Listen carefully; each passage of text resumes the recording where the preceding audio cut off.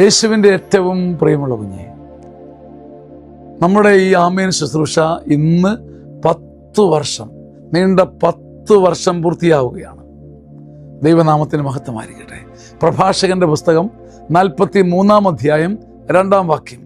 അത്യുന്നതന്റെ സൃഷ്ടി വിസ്മയാവഹമെന്ന് ഉദിച്ചുയരും സൂര്യൻ പ്രഘോഷിക്കുന്നു.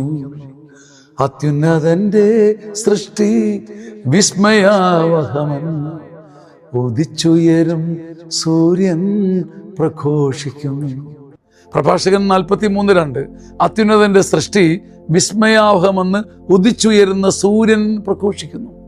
പ്രപഞ്ചത്തിന്റെ അങ്ങേ കോണിൽ നിൽക്കുന്ന സൂര്യൻ പോലും ഉദിച്ചുയരുമ്പോൾ അത് ദൈവമഹത്വത്തെ പ്രഘോഷിക്കുകയാണ്.